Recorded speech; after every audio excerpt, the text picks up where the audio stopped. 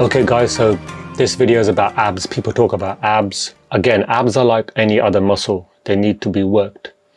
And there is one exercise for abs, which I haven't actually included in the program because it wasn't in there, but I was doing it externally. And it was a weighted one with cables, and I'll show you in this section. There'll be an exercise video on that. And I was just doing that.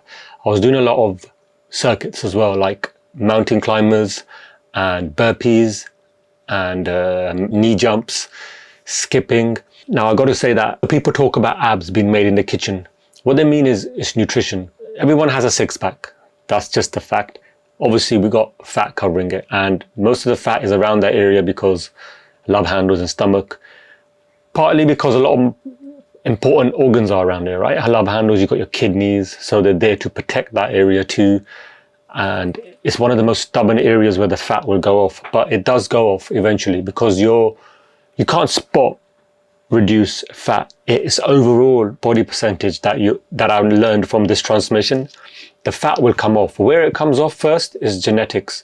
Mine came off my arms and my face and my chest first. The stomach was later on, like 4 or 5 months in. Love handles, I would say around 5 to 6 months started seeing the love handles come off. But when it comes to abs, coming back to the abs of this video, first you want to get rid of all the fat loss, and that's basically calorie deficit.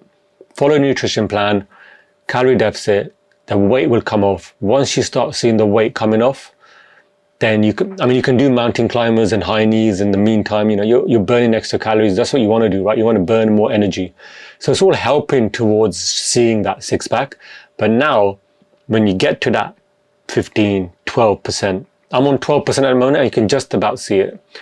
But when you get to like 10%, that's when you start seeing the abs, and that's where you start doing in more exercise.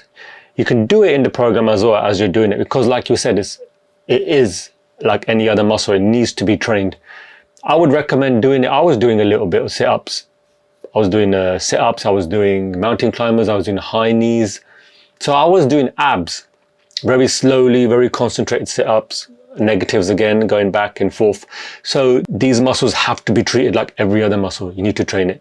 There's a weighted one in this section. You'll see weighted ab crunch, where I've got a cable machine and I've got the grip here and I'm going down like that. That's for the weights. That's meant to be very good. That's meant to be very good for ab crunches and getting your abs out and shaping them. So I've been doing them along the transformation as well. But in a nutshell, first of all, it's calorie deficit. You got to see the fat come off before you can see the muscle. That's just a process, and you want to do that slowly over time. Obviously the calorie deficit video I've done, but really there's no secret. It's just consistency, sticking to a nutrition plan and being patient and consistent. That's all it is. And once you start seeing it come off, you'll start to get more encouraged, and you'll start doing all these exercises will start coming in.